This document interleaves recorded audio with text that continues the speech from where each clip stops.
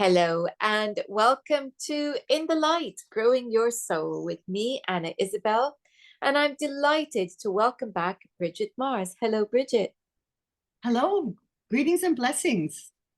Well, you are here because after we talked about your book the last time, I discovered that you have another one called Addiction Free Naturally.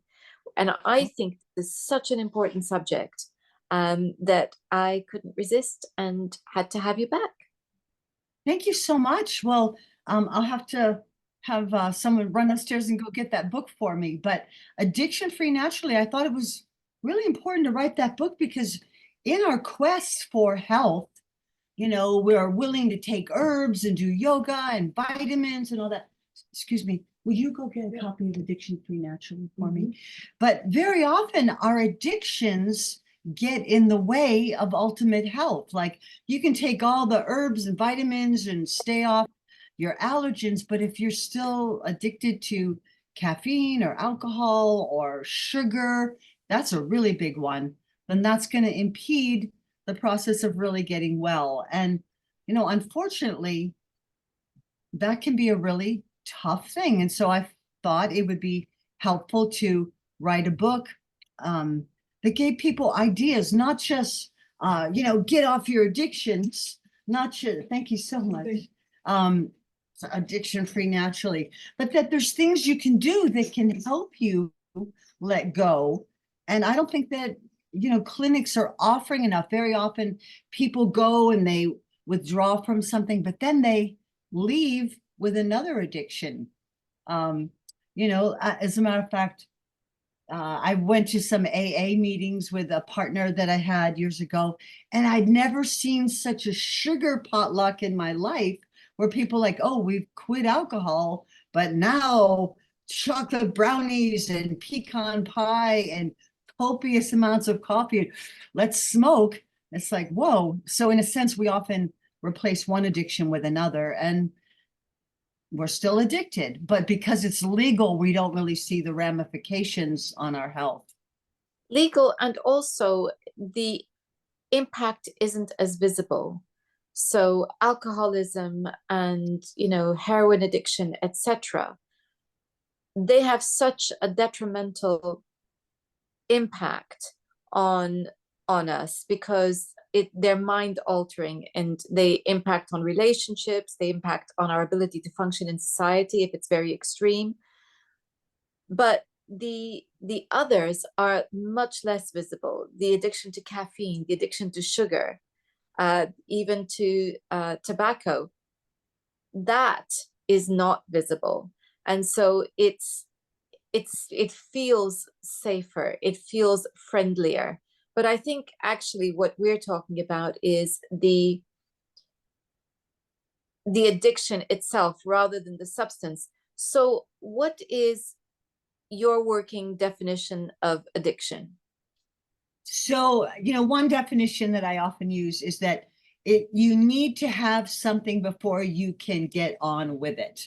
You can't function until you've had your coffee. You can't do your homework until you've had your sugar fix. You can't enjoy the party unless you've had a couple of drinks.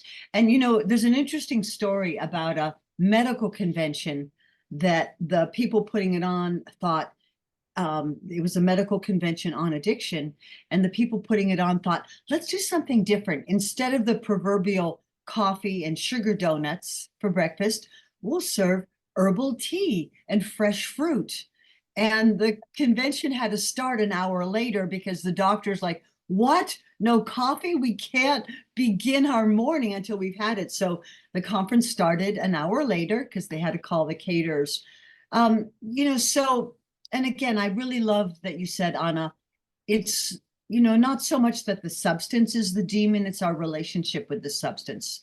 And we do know that sometimes people who have more addictive personalities often have problems with their blood sugar. And that's why I think it's really important to address that, because a lot of addictive substances, they'll elevate our blood sugar temporarily. They'll stimulate adrenaline production. And it is important to remember that people can be addicted to things that aren't even substances that you ingest. It could be shopping or one night stands or internet porn or TikTok. I have to watch out for that one myself. TikTok, or Instagram or something like that, or getting, likes. How many likes did I get? So I'm really big on how can we find other ways to reward ourselves? And that takes a little bit of soul searching. So, in my book, I have a list of addiction free naturally. I have a list of uh, journal topics. And one of the topics is make a list of all the other ways that you can reward yourself. So, things for me might be like, well, I could read a magazine, I could read a novel. Instead of having an ice cream sundae, I could call one of my friends or sisters long distance. I could go for a walk. I could work in the garden. And a really big thing is doing crafts with our hands. I recommend that a lot to people. And that's almost like a technique gone by. That's something our grandmothers did or grandfathers did.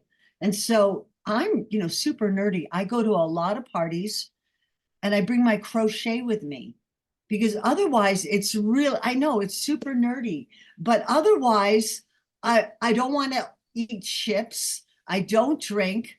I don't want to smoke too much of anything. I don't want to overeat because you go to a party and people are standing around and you got to do something. I will do whatever I'm going to do, eat a little bit, enjoy a little bit of this. But now I'm just going to sit down with my crochet and all the rock stars are going to come over to me and talk to me and say, I should do that because doing something with your hands, it also does something to your brain. And I think that we really have a nation, probably a planet full of people that are looking for some way to deal with stress, boredom, anxiety. And so there's the proverbial da da da, or I got to be like, like rolling the joints or rolling the cigarettes or have something in my hand all the time. And what if you did what you wanted to do in moderation, if you chose to do that? Because a lot of times we can't do anything if it's a substance abuse issue. Like, no, we can't just do a little bit of heroin and go on with our lives.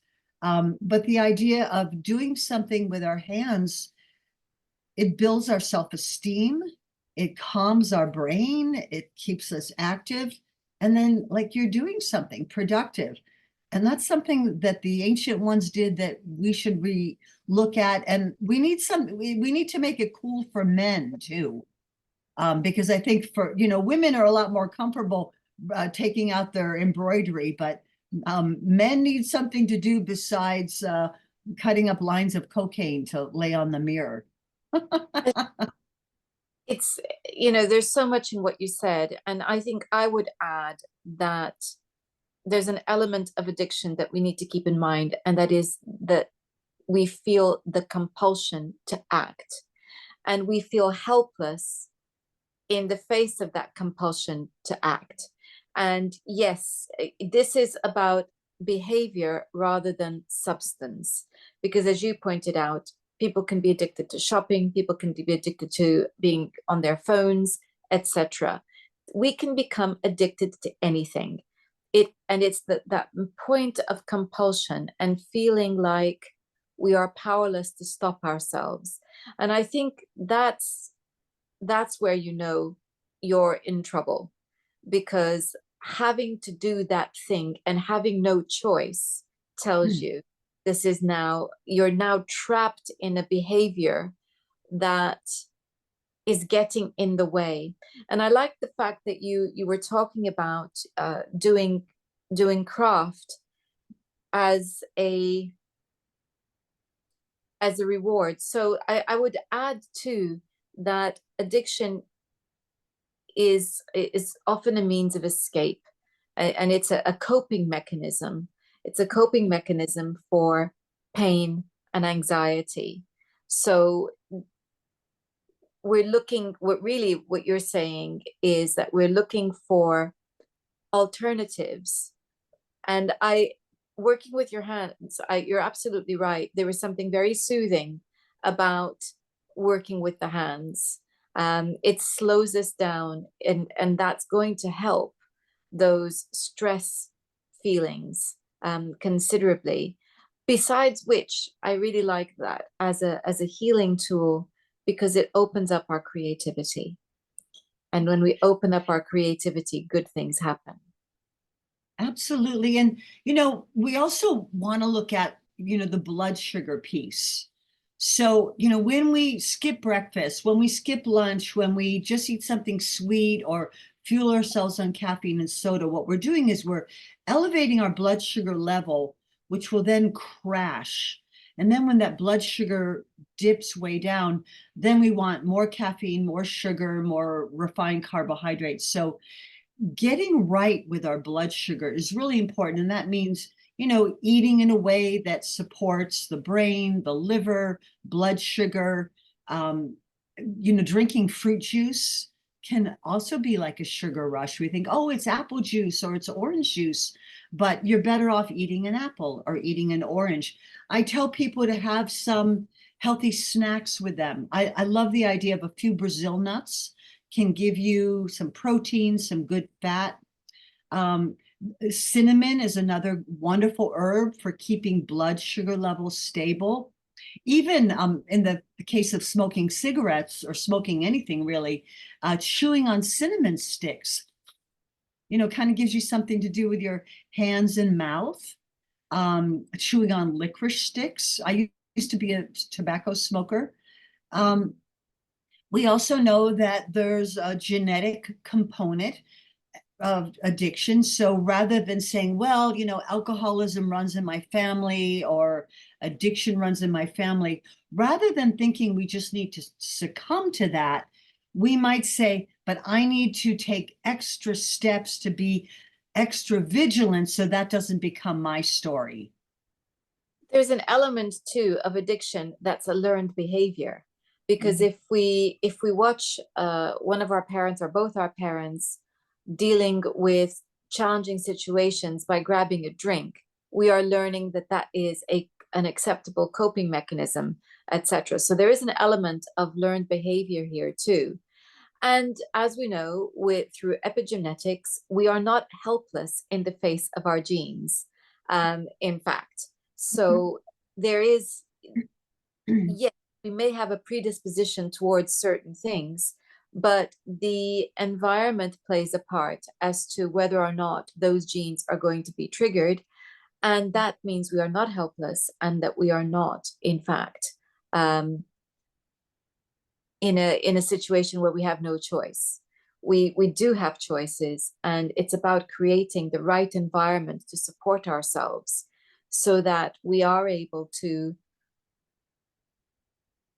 sail through those predispositions without being even tempted. It's an understanding.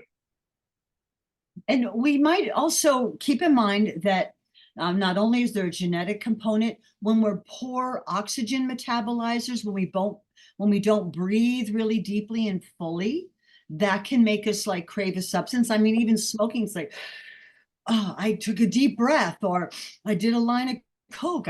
My head is clear. And so I love, and I explore this a lot in my book, aromatherapy. So let's say you're craving sweets. You could smell an essential oil like cinnamon or fennel or anise, or maybe your drug of choice is caffeine, smelling something like cardamom essential oil. Or if you want to back off cannabis, which is legal in our state, but still smelling clary sage can be something. So we want to keep in mind that when an addiction is affecting our sleep, our sexuality, those are big warning signs, like we sleep too much or we don't sleep enough. Sometimes we even have to look at who are we hanging out with. Is addiction something that's really, part of the scene that we're part of? And so if you're trying to give something up, maybe you need to look at, maybe I need to find some new friends or spend time with, my godchildren or nieces and nephews where, you're not using addiction.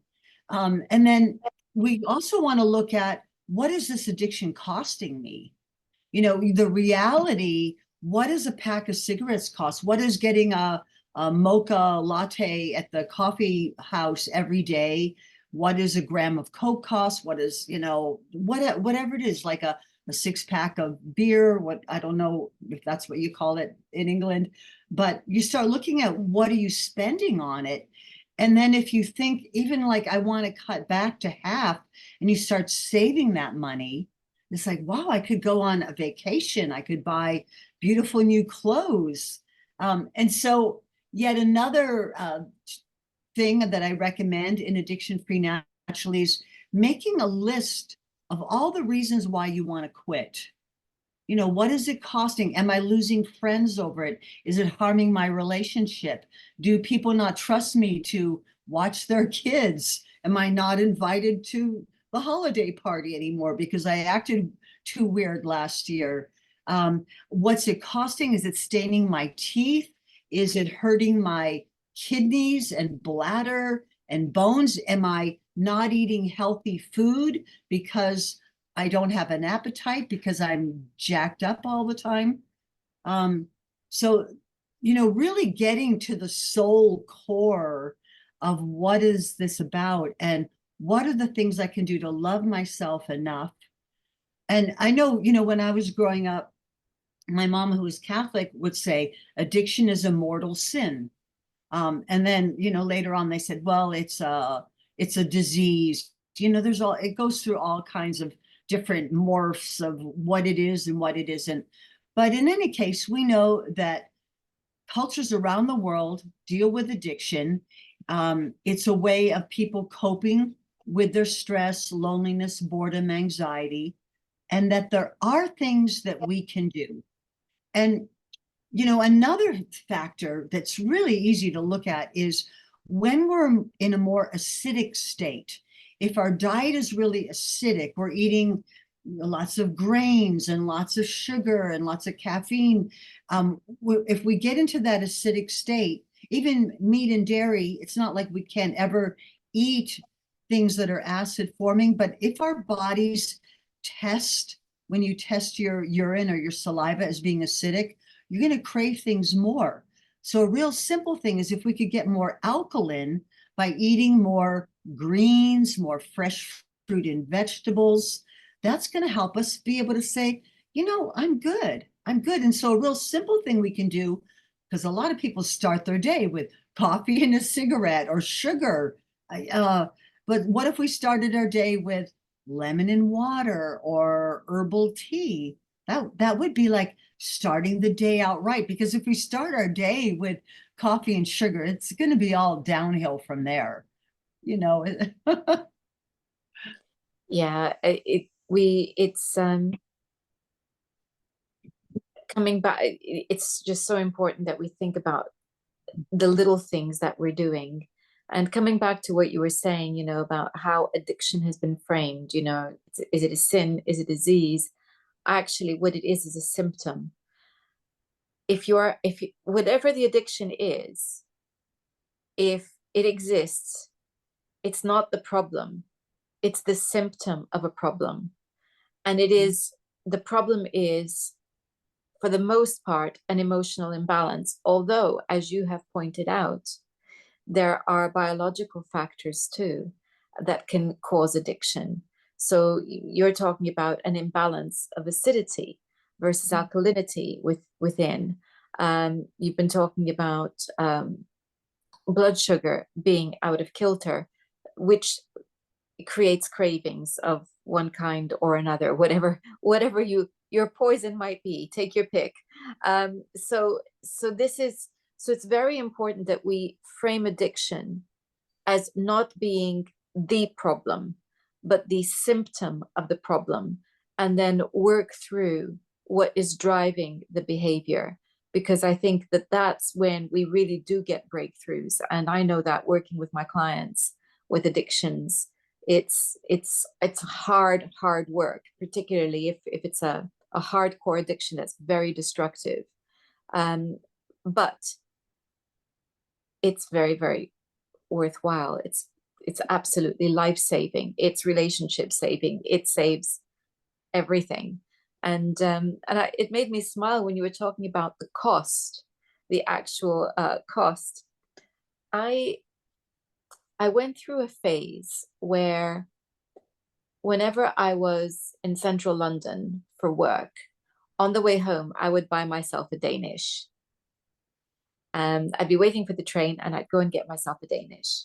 Now, as addictions go, this is not the worst in the world, but it's not the best either. There are, processed fats in there that I should not be having, sugar. And one day I thought, you know, this is turning into a bit of a habit. And I thought, this is this is a bit more expensive than I would like as a habit. And I calculated. So if I was working in London twice a week and I was buying two of these things a week and they cost this much, how much is that in a year?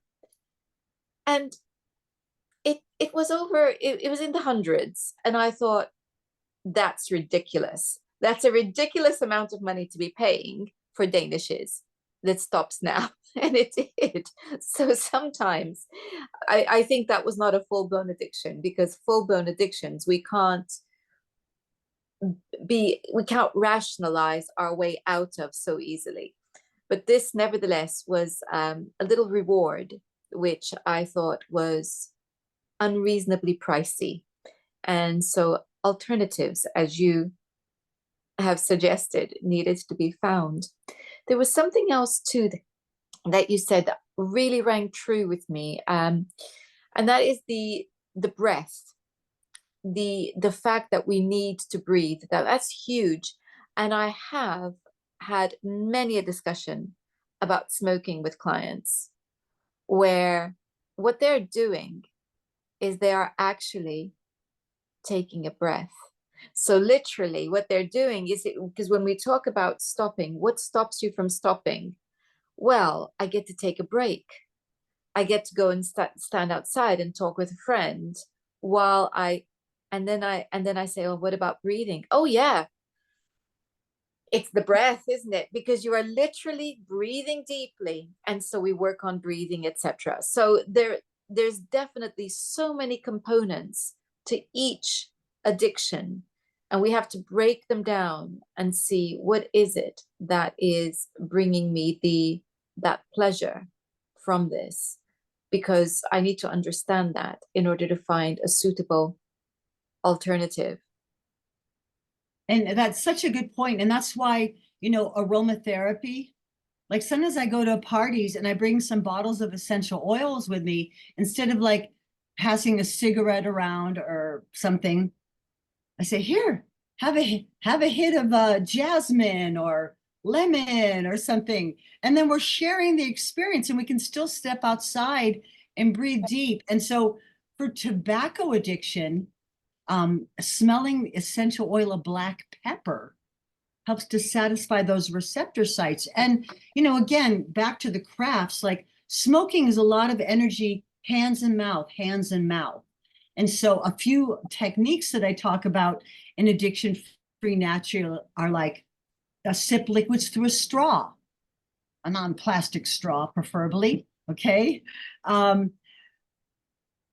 Yes, we talked about cinnamon sticks, inhaling through a cinnamon stick, chewing on a licorice root, and sunflower seeds in the shell are a great snack because you have to like crack them, open it, put it in your mouth. It's like a 3 or 4 step process to get one little seed. And so that's another technique that I like. And, I smoked for about 3 years as a teenager. And what got me to quit was doing yoga breathing. I thought, boy, I could just do this deep breathing technique and it's going to affect my mind and give me a sense of peace and calm. Wow. And that's really easy and it doesn't cost anything. And it really does have an effect. So many women know about how breathing can get you through a difficult labor and childbirth. We know that breathing can help us with pain. Breathing can help us achieve different states of clarity and calmness. So I love that. But with the help of a little essential oil might help. And then, you can't really smoke when you're wet.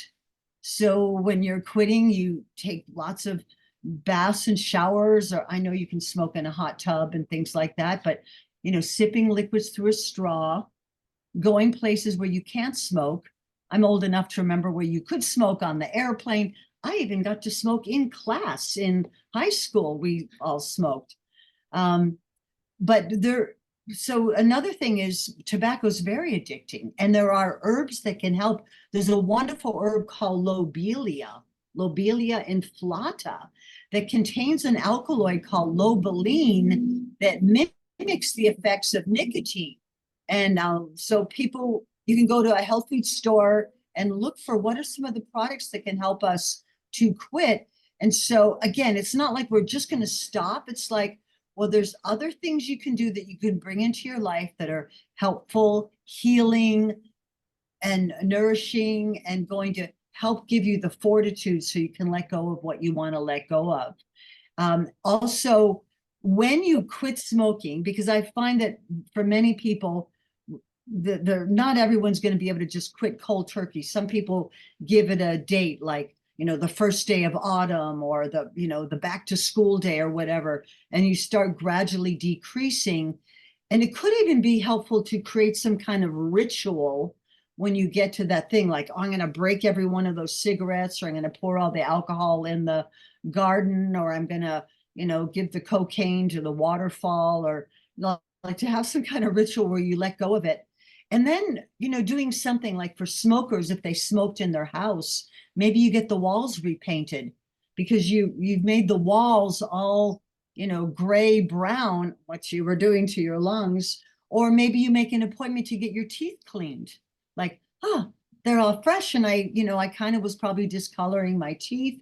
And then you just stick with it, but you're psyching yourself up into it. And again, there's so many little things you can do. I also think that there's some supplements that can help people with addiction in general.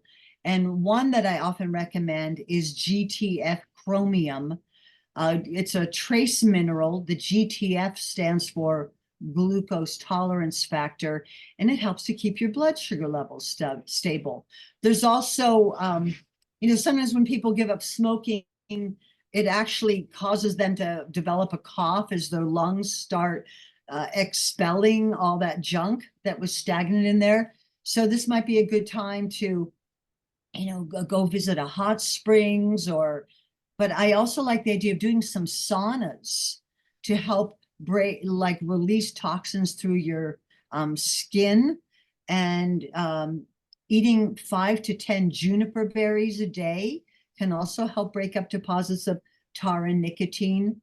But when you start making a list of like all the reasons why you want to quit, well, I could get lung cancer, my partner doesn't like to kiss me because I smell like an ashtray, I could set the house on fire, it costs how much money. A lot of that money's going to the government or to warfare or sending bombs to some other countries. Like, uh, in a sense, we are using our addictions because they're collecting a lot of tax money. So you have to look at, what am I supporting? Am I supporting companies that care about our health and the health of the planet?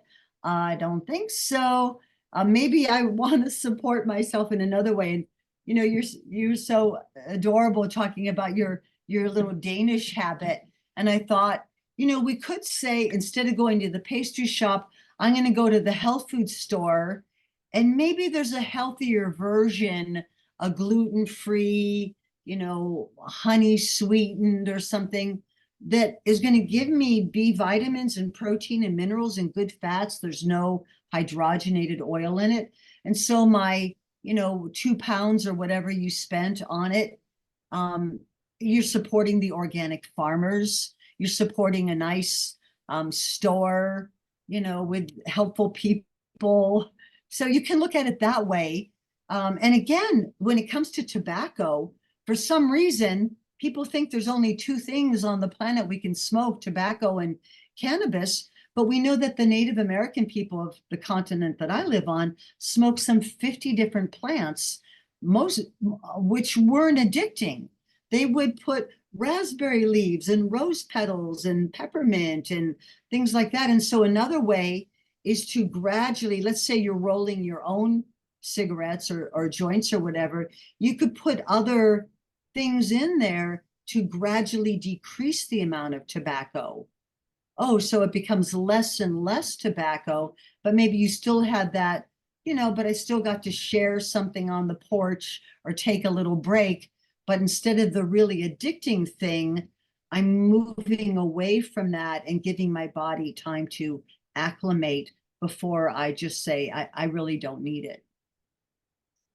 Excellent. I like the idea of there being alternatives to tobacco, to smoke, because that could be a lovely middle ground. You, in your book, you talk about what is happening in the brain, in terms of addiction. Tell us a little bit about that. Well, it depends on the substance, but in general, we feel temporarily comforted by ingesting something. Like I feel better temporarily, whether it's a dopamine reaction or endorphin or adrenaline or just elevated blood sugar. I feel a little better now. But then when those effects wear off, we often feel like, oh, I need to, revisit that. And so again, finding other ways that we can nourish our brain, build our self-esteem, love ourselves more. And, healthful eating is, we make choices every day. And again, our culture, yours and mine and many others, they're just so filled with, we're turning food into drugs. The two main flavors of our culture, sweet and salty, the refining of the substances makes it even more addicting. So again, sugar, the sweet flavor usually indicates the presence of carbohydrates, which are generally nourishing.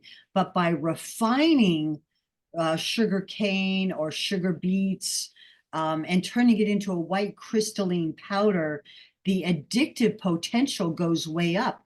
The same thing, opium's addicting, but when we refine it and turn it into morphine or heroin, it becomes even more addicting. Bless, bless. So, that's, and even the salty flavor, we turn salt into a drug because most salt is heated to about 1400 degrees Fahrenheit. Then they remove the minerals and sell the minerals to the vitamin companies. So we're not really getting even what we need from that. And, this is interesting. We know that coca leaves in South America are considered very nourishing. Coca leaves are high in carbohydrates and protein and magnesium and potassium, and not considered addicting at all. But when we started refining it, the pharmaceutical companies, and turning it into cocaine, there's no vitamins or minerals, and it becomes very addicting. And that's happening with our flour products. It's happening with fruit juices. It's happening with corn. We are hybridizing everything.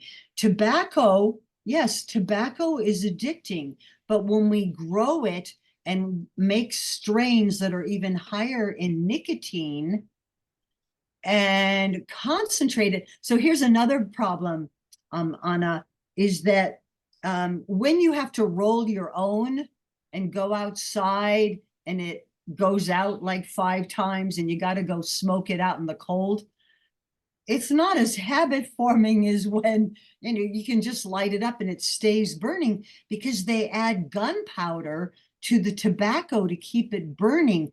And so we do know that addiction has been used by the military to keep people hooked into the military. So during World War I, pre-rolled cigarettes was a new thing. Before that, you had to like roll your own, and it maybe you even like smoked a pipe and it didn't stay lit. But when you had to pre-roll it, when it was pre-rolled and all ready to go, we could say that yes, alcohol is addicting. Beer can be addicting, but when we turn it into vodka and you only need a little bit, the more we refine it, we're turning it into a drug, a more refined drug. And I think that that's where we're more likely to get problems. So, yeah, that's where we're at in our culture.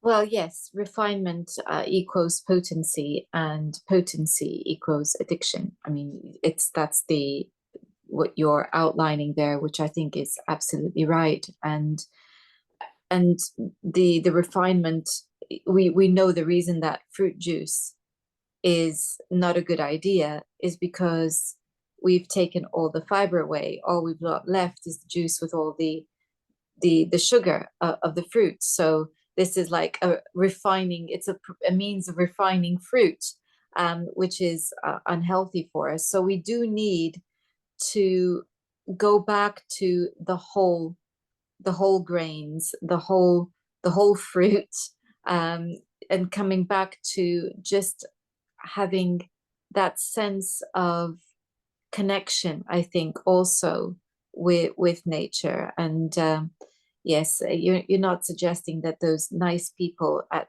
in the military side of our lives would do anything so outlandish as to encourage addiction, Bridget. Yeah. I'm even thinking of like, the pirate ships. It's like, why don't you just stay in Jamaica and run for the hills, whether it's military or a pirate ship? But like, hey, if you go back on the ship, there's going to be a ration of rum for you every day. So you keep coming back. And, sad but true, the Nazi party was very much fueled by methamphetamines. And you wonder, how could people have committed such atrocities and cruelty to other humans? It's like, yeah, methamphetamines. It really overcomes people's consciousness that like, oh, yeah. I would suggest very humbly and sadly that not a lot has changed. Um, the use of drugs by those who are in power is very well documented, even now. So we need to also this all of it makes it more vital that we learn how to take care of ourselves, and instead of looking without, look within and understand, as I've said, that addiction is a symptom. And if we have even the most innocuous addiction, we should be paying attention to it, because there's clearly a part of us that is needing a bit of healing. And so this brings us to your book, which is called Addiction Free Naturally, and you're holding it up. So it's a really good thing to look at. So I will be putting a link to it in the description box so that you can all go and find it. You might think that you are completely addiction free, but we all have one, at least one, however small, guilty pleasure. And if you want to break free from that, this is your go-to book. So, Brigitte, thank you so much for your time today. And before you go, what is your website? It is BrigitteMars.com, spelled the way that you have it in the corner, the French way. And again, this book is, it talks about all kinds of issues, all the things you can do: food, herbs, essential oils, supplements, journaling, soul searching, even psychedelic therapy. So we think like, whoa, does that have a possibility? Sometimes rather than piddling around with little stuff, some major life-changing adventure of could be enough to say, wow, I really am a child of the divine. However you can get there, we need to love ourselves enough, because we're worth it, because we are ascendant beings, and we don't need to follow the routine of our ancestors if it's taking us down a road that is going to bring harm to ourselves, our families, and our planet. So Absolutely. thank you so much, Anna Isabel. Many blessings to you. And to you, and for those who are watching, I will be putting a link to both the book and the website in the description box. Brigitte, many blessings once again, and thank you. Thank you all for watching. Next time, we're going to be talking about natural happiness. Until then, goodbye.